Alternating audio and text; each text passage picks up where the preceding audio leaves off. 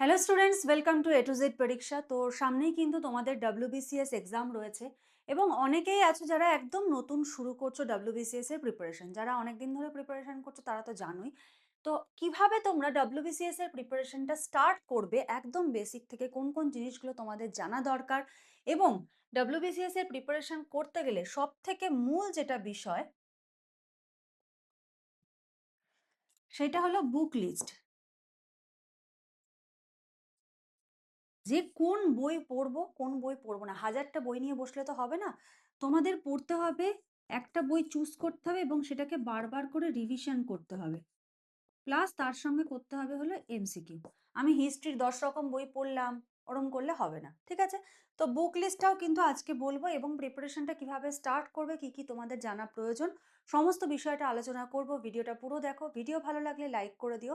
যারা নতুন আছো চ্যানেলটাকে সাবস্ক্রাইব করে নিও, কারণ প্রচুর এমসিকিউস কিন্তু তোমাদের প্রিলিমসের জন্য আসতে চলেছে, ঠিক আছে? তো চলো দেরি করব না, শুরু করছি। দেখো, প্রথমে আমাদের যেটা জানতে হবে প্রিপারেশন স্টার্ট করতে গেলে যে সিলেবাস। এবার তোমাদের রয়েছে সামনে প্রিলিমস এক্সাম, তোমরা কি শুধু প্রিলিমসের সিলেবাসই জানবে? একদমই নয়। তোমাদের কিন্তু প্রিলিমস এবং মেইনস দুটোই জানতে হবে, কারণ ডাব্লিউবিসিএস এর প্রিপারেশন মানেই প্রিলিমস প্লাস মেইনস, এই পুরোটা নিয়েই একটা প্রিপারেশন। তুমি ভাবলে আমি প্রিলিমস দিই, প্রিলিমস দেওয়ার পর দেখি আমি পাশ করি নাকি, তারপরে আমি মেইনসের প্রিপারেশন নেব, কোনোদিন হবে না। কারণ হিউজ সিলেবাস, মেইনসের কিন্তু প্রচুর সিলেবাস, যেটা একদম from the very first day তোমাদেরকে কিন্তু পড়তে হবে, ঠিক আছে? যেদিন থেকে তুমি প্রিলিমসের জন্য পড়া স্টার্ট করবে, যেদিন থেকে তুমি ডাব্লিউবিসিএস এর জন্য পড়া স্টার্ট করবে, সেই দিন থেকেই তোমাকে এই দুটোর জন্যই প্রিপারেশন করতে হবে এবং দুটোর জন্যই তোমাকে সেরকমভাবে বুক চুজ করতে হবে যেটা পড়লে তোমার প্রিলিমস এবং মেইনস দুটোই কভার হয়ে যাবে।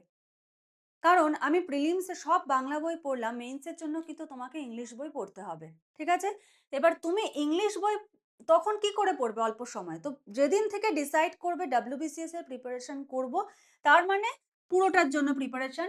ওরকম কখনো হয় না যে আমি প্রিলিমস পাস করব তারপর আমি মেইনসের জন্য প্রিপারেশন করব, তাহলে আবার পরের বছরের জন্য অপেক্ষা করতে হবে। তো চলো দেখো কি কি রয়েছে তোমাদের। ইংলিশ কম্পোজিশন রয়েছে 25 মার্কস, জেনারেল সায়েন্স রয়েছে 25 মার্কস। প্রিলিমসের সিলেবাস বলছি। Current event and international importance 25 marks, এটা খুব ইম্পর্টেন্ট, ঠিক আছে?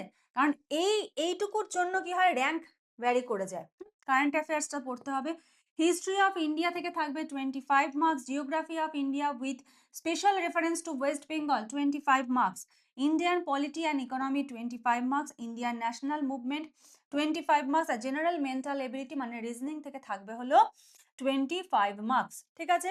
তো তোমাদের কিন্তু মানে রিজনিং ম্যাথ আর কি, রিজনিং বলছি, ম্যাথ থেকে থাকবে 25 মার্কস। তো এইটা হলো তোমাদের প্রিলিমসের সিলেবাস। এখানে কিন্তু তোমাদেরকে মোটামুটি টার্গেট রাখতে হবে যেন আমার 140 থেকে 150 প্লাস, এটা বলছি আমি টার্গেট,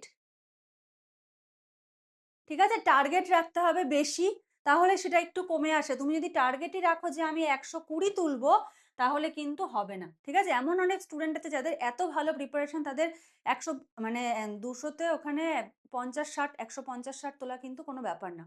তো তোমাদের কিন্তু টার্গেট রাখতে হবে 140-50, সেটা কমে হয়তো 130-37 এরকম আসলো। কিন্তু যেহেতু কাট অফ 100 মানে হাই গেছে একবার, ঠিক আছে? তো সেক্ষেত্রে কিন্তু টার্গেটটা বড় রেখে কিন্তু প্রিপারেশন করতে হবে।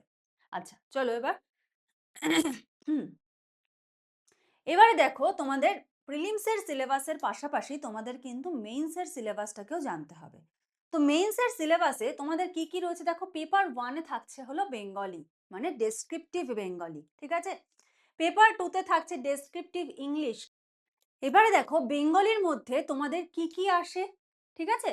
দেখো প্রথমে আসছে হলো লেটার রাইটিং, যেটা 150 শব্দের মধ্যে তোমাদের লিখতে হবে। Drafting a report within 200 word, 200 শব্দের মধ্যে কিন্তু রিপোর্ট আসবে। Precis writing, composition, translation from English to Bengali, ঠিক আছে? মানে বঙ্গানুবাদ যেটাকে বলছে। ইংলিশের ক্ষেত্রে দেখো লেটার রাইটিং 150 শব্দ, ড্রাফটিং রিপোর্ট 200 শব্দের মধ্যে, প্রেসি রাইটিং, কম্পোজিশন, এখানেও কিন্তু ট্রান্সলেশন থাকছে, ঠিক আছে? আর এই যে ডেসক্রিপটিভ বেঙ্গলি আর ডেসক্রিপটিভ ইংলিশ, এটার কিন্তু আমরা নোটস প্রোভাইড করব। হুম, স্টার্ট হবে নোটস প্রোভাইড করা। তো যারা যারা এটা সম্বন্ধে ডিটেলস জানতে চাইছো স্ক্রিনে দেওয়া নাম্বারটায় যোগাযোগ করো।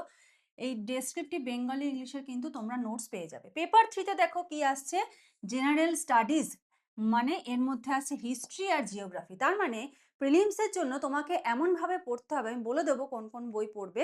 ইতিহাস আর ভূগোলটা এমনভাবে পড়তে হবে যেন প্রিলিমস আর মেইনস একবারে তোমার কভার হয়, ঠিক আছে? নেক্সট দেখো general studies 2, science and scientific technological advancement, environment, general knowledge, current affairs, মানে science, current affairs, science and technology. এখানে 3টে পার্ট পড়তে হবে, ঠিক আছে? এখানে সায়েন্স তো পড়তে হবে, তার মধ্যে physics, chemistry, math, physics, chemistry, biology 3টে পার্ট পড়ছে। তারপরে পড়তে হবে সায়েন্স অ্যান্ড টেকনোলজি,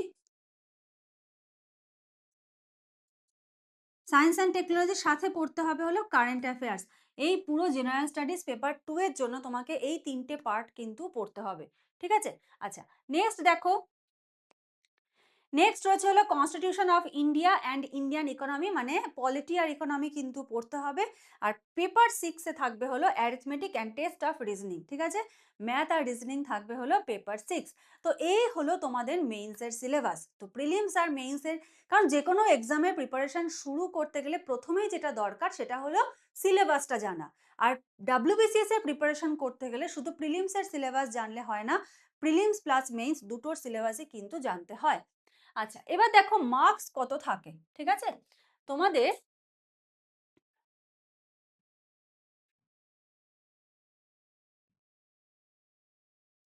তোমাদের মার্কস কত থাকে দেখো, এদিকে থাকে হলো 200 মার্কস। এটা 1 মানে কি, ডেসক্রিপটিভ বেঙ্গলি। ডেসক্রিপটিভ ইংলিশে থাকছে হলো 200 মার্কস। দেন তারপরে যেটা রয়েছে হিস্ট্রি, জিওগ্রাফি, তারপরে রয়েছে হলো তোমাদের সায়েন্স, কারেন্ট অ্যাফেয়ার্স। নেক্সট আসছে হলো রিজনিং, ইয়েটা ওই সায়েন্স কারেন্ট অ্যাফেয়ার্স এর পরে ওই ম্যাথ আসছে, ঠিক আছে? Math, reasoning.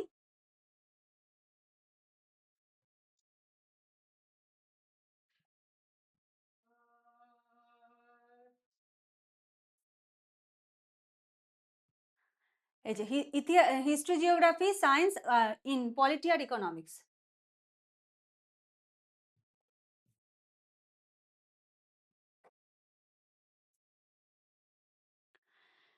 দেন এটা আসছে হলো পলিটি আর ইকোনমিক্স, এটা আসছে ম্যাথ আর রিজনিং। তাহলে এটা হলো বেঙ্গলি, এটা হলো ইংলিশ,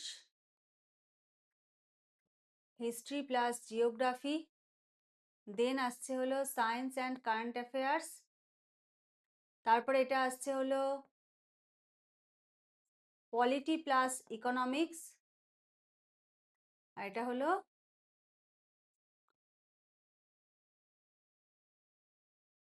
ম্যাথ প্লাস রিজনিং, ঠিক আছে? এইটা কাদের, এটা হলো অপশনাল সাবজেক্ট। যারা হলো গ্রুপ এ আর গ্রুপ বি এর জন্য পড়বে তাদের কিন্তু এই 400 মার্কসটা পরীক্ষা দিতে হবে। দেন আসছে হলো পার্সোনালিটি টেস্ট। গ্রুপ এ বির জন্য তারা যারা দেবে তাদের 200 মার্কস, গ্রুপ সি এর জন্য 150, গ্রুপ ডি এর জন্য 100। এইটা হলো ডাব্লিউবিসিএস এর একটা পরিকাঠামো। প্রিপারেশন করতে গেলে এই পরিকাঠামোটা তোমার একদম মেমোরিতে সবসময় রাখতে হবে, যে কোথায় কোনটা রয়েছে, কোনটার থেকে কত মার্কসের প্রশ্ন আসছে, কোন দুটোকে আমরা মার্চ করে মেইনসে দেখতে পাচ্ছি। যেমন প্রিলিমসে কি হচ্ছে, পলিটি থেকে 25, ইকোনমিক্স থেকে 25, এরকম, ঠিক আছে? বা হিস্ট্রি থেকে 25, জিওগ্রাফি থেকে 25, কিন্তু এখানে দুটো মিলিয়ে তোমার থাকছে হলো 200 মার্কস। এই জিনিসগুলো কিন্তু তোমাদের কাছে ক্লিয়ার থাকতে হবে। আচ্ছা, নেক্সট আমরা এবার দেখবো হলো বুক লিস্ট। বুক লিস্টে দেখো ইংলিশের ক্ষেত্রে যেই বইগুলো বলবো তোমাদেরকে কাছে রাখার জন্য, অবজেক্টিভ জেনারেল ইংলিশ, এসপি বক্সির বইটা তোমরা কিন্তু ফলো করতে পারো। গ্রামার এবং কম্পোজিশনের জন্য রায় মার্টিন, ওয়ার্ড পাওয়ার মেড ইজি, হ্যাঁ, এই বইটা ফলো করতে পারো। আর একটা হলো পিকে দে সরকার, এটা তো একদম ভিভিআই, এই বইটাও ফলো করতে পারো, ঠিক আছে? এসপি বক্সিটা ইম্পর্টেন্ট, পিকে দে সরকার, এই দুটো থাকলেও তোমাদের কিন্তু অনেকটাই কভার হয়ে যাবে ভালো মতো। আচ্ছা, নেক্সট দেখো জেনারেল সায়েন্স। জেনারেল সায়েন্সে তোমরা কি কি পড়বে? জেনারেল সায়েন্সে লুসেন্টটা কিন্তু মাস্ট, ভিভিআই লুসেন্টটা পড়বে। এনসিইআরটির সায়েন্সটা তোমরা ফলো করতে পারো। আর একটা কি, আরিয়ান্তের একটা যে জেনারেল সায়েন্সের বই রয়েছে সেই বইটাও কিন্তু তোমরা ফলো করতে পারো। বেশ, নেক্সট দেখো হিস্ট্রি আর ইন্ডিয়ান ন্যাশনাল মুভমেন্ট। হিস্ট্রি আর ইন্ডিয়ান ন্যাশনাল মুভমেন্টের মধ্যে তোমরা কি কি পড়বে? দেখো Bipin Chandra, India struggle for independence, Bipin Chandra, a brief history of modern India. হ্যাঁ, এটা হলো স্পেকট্রামটা। আর এটা হলো কি ইন্ডিয়ান হিস্ট্রি এনসিআরটি। আর যদি চাও শুধু প্রিলিমস আমি ক্লিয়ার করব, শুধু প্রিলিমস বা বেসিক একদম হিস্ট্রির বেসিকের জন্য জীবন মুখোপাধ্যায়ের বইটা তোমরা এটা দিয়ে শুরু করবে, দেন তোমরা বাকিগুলোতে যাবে। ঠিক আছে? প্রথমে জীবন মুখোপাধ্যায়ের ইতিহাস বইটা একদম খুঁটিয়ে খুঁটিয়ে পড়ে শেষ করে ফেলো, তারপরে তোমরা বাকিগুলোতে কিন্তু যেতে পারবে। আচ্ছা, জিওগ্রাফির ক্ষেত্রেও কিন্তু একটা বেসিক বই রয়েছে যেটা কিন্তু তোমরা পড়তে পারো, সেটা হলো কার্তিক চন্দ্র মণ্ডল। এই বইটা পড়ার পরে তোমরা মাজিদ হোসেনে যেতে পারো, তারপরে এনসিআরটিটাও কিন্তু ফলো করতে পারো। আচ্ছা, নেক্সট দেখো, এখানে ডব্লিউবিসিএস এর ডেসক্রিপটিভ বেঙ্গলি ইংলিশের নোটসের জন্য তোমরা এই নাম্বারটায় যোগাযোগ করতে পারো। এখানে কিন্তু তোমাদের নোটস প্রোভাইড করা হবে। ঠিক আছে? আর এখানে হলো আমাদের ডব্লিউবিসিএস অপশনাল ফিজিওলজির কিন্তু আমাদের এখানে ক্লাস চলে। অলরেডি দুজন আমাদের এখান থেকে পাস আউট করে গেছে, A to Z পরীক্ষা থেকে পাস আউট করেছে। তো এটা নিউ ব্যাচ কিন্তু 5th ডিসেম্বর থেকে স্টার্ট হয়েছে। যদি কেউ অপশনাল ফিজিওলজি নিয়ে থাকো বা মানে ব্যাচে জয়েন করবে কি করবে না চিন্তা করছো, যদি মনে করো জয়েন করবে, তো এই নাম্বারে যোগাযোগ করে ডিটেলস জেনে নিতে পারো। শুক্রবার রাত 8টা থেকে কিন্তু তোমাদের এই ক্লাসটা চলছে। ঠিক আছে? তো চলো নেক্সট দেখি। নেক্সট দেখো, ইন্ডিয়ান পলিটি অ্যান্ড কনস্টিটিউশন। এটা তো মানে কোনো কথাই নেই, এটা তোমাকে পড়তেই হবে। সেটা হলো লক্ষ্মীকান্ত। এটা কিন্তু কোনো বাংলা না, একদম ইংলিশ লক্ষ্মীকান্তটাই তোমাকে পড়তে হবে। ইন্ডিয়ান ইকোনমিতে রমেশ সিং পড়তে পারো, নিতিন সিংহানিয়া পড়তে পারো। আমি সাজেস্ট করব নিতিন সিংহানিয়াটা পড়ার জন্য। ঠিক আছে? এটা বেশি ভালো হবে। আচ্ছা, নেক্সট দেখো, arithmetic and general mental ability. এটার জন্য তোমরা RS আগরওয়ালটা কিন্তু ফলো করতে পারো। ঠিক আছে? RS আগরওয়ালের বইটা তোমরা ফলো করতে পারো। তো এই হলো তোমাদের ডব্লিউবিসিএস এর ফুল সিলেবাস। কি কি আছে না আছে, বই কি কি ফলো করবে, সমস্তটা আজকে বলে দিলাম। এবার কিভাবে পড়া শুরু করবে, কোন বইটা আগে পড়বে, এবং প্রচুর এমসিকিউ। ঠিক আছে? প্রচুর এমসিকিউ কিন্তু তোমাদের আসতে চলেছে।